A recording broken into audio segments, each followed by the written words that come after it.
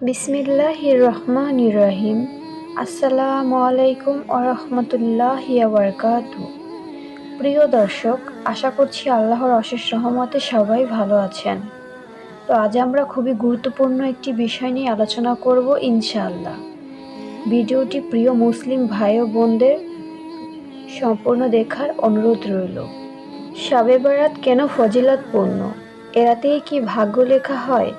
এ ব্যাপারে ইসলাম কি বলে? এ নিয়ে আজকে আলোচনা করব।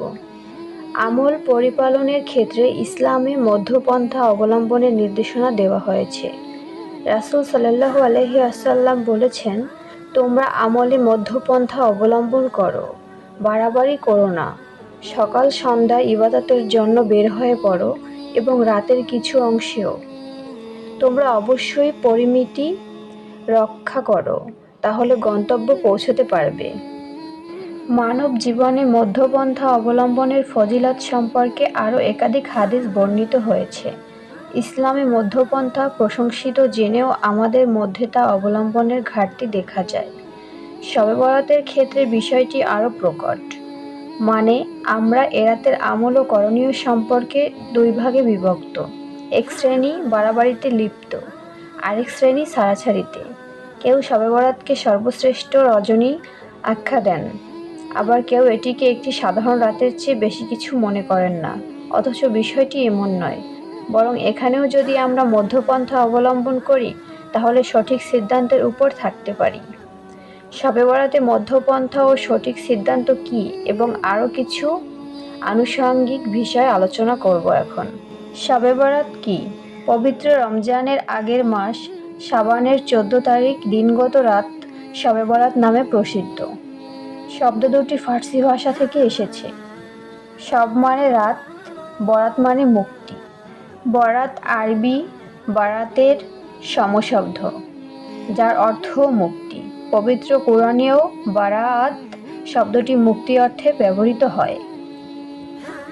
তাই শবে বরাত অর্থ হবে মুক্তির রাত। কিন্তু হাদিস শরীফে এ রাতকে শবে বরাত নামে আখ্যায়িত করা হয়নি, বরং একে বলা হয়েছে লাইলাতুল নিসফি মিন শাবান বা শাবান মাসের মধ্য রজনী। শবে বরাতের ফজিলত ও তার প্রমাণ্যতা। এ রাতের ফজিলত সম্পর্কিত একাধিক সহিহ হাদিস বর্ণিত হয়েছে। এখানে একটি হাদিস প্রকাশ করা হচ্ছে। হযরত মুআজ ইবনে জাবাল রাদিয়াল্লাহু থেকে বর্ণিত, নবী করিম সাল্লাল্লাহু বলেছেন, আল্লাহ তাআলা অর্ধ শাবানের রাতে শবে বরাত সৃষ্টির প্রতি রহমতের দৃষ্টি দেন এবং মুশরিক ও বিদ্বেষ পোষণকারী ছাড়া আর সবাইকে ক্ষমা করে দেন। শবে বরাতের ক্ষেত্রে ছাড়াছাড়িতে লিপ্ত অনেকে এই হাদিসটি সহ শাবানের রাতের সব হাদিসকে অস্বীকার করেন এবং শবে বরাতকে বিদআত বলেন। কিন্তু ইমাম মুনজিরি ইবনে রজব, নুরউদ্দিন হাইসামি, কাস্তাল্লানি, জুরকানি সহ আরও অনেক হাদিস বিশারদ এটিকে সহিহ বলেছেন। শুধু তাই নয়, শায়খ নাসিরউদ্দিন আলবানীও রাদিয়াল্লাহু সিলসাতুল আহাদিসিস সাহিহা গ্রন্থে এই হাদিসের সমর্থনে আরও 8টি হাদিস উল্লেখ করেছেন এবং বলেছেন, এসব বর্ণনার মাধ্যমে সমষ্টিগতভাবে এই হাদিসটি নিঃসন্দেহে সহিহ প্রমাণিত হয়। সিলসিলাতুল আহাদিসিস সাহিহা। সুতরাং শবে বরাত আছে এবং এটি একটি ফজিলতপূর্ণ রাত। হাদিসের আলোকে এটি নিঃসন্দেহে প্রমাণিত হলো। এবার তাহলে জেনে নেওয়া যাক, শবে বরাতে কি ভাগ্য লেখা হয়? অনেকে বিশ্বাস করেন ফজিলতপূর্ণ এ রাতে সৃষ্টিকুলের ভাগ্য লেখা হয়। এক্ষেত্রে তারা পবিত্র কুরআনের এই আয়াতটি প্রমাণ হিসেবে পেশ করেন।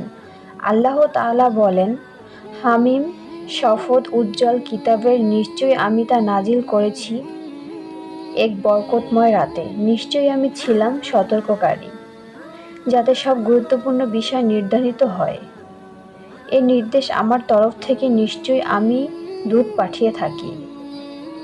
আয়াতে উল্লেখিত বরকতময় রাতকে ইকরিমা রাদিয়াল্লাহু সহ কয়েকজন তাফসীরবিদ শবে বরাত দাবি করেছেন। তবে পবিত্র কুরআনের অন্য দুটি আয়াতের দিকে নজর দিলে খুব সহজেই স্পষ্ট হয় যে এখানে বরকতময় রাত ধারা শবে বরাত নয়, বরং শবে কদরকে বোঝানো হয়েছে। কারণ আমরা জানি পবিত্র কুরআন নাজিল হয়েছে রমজান মাসে।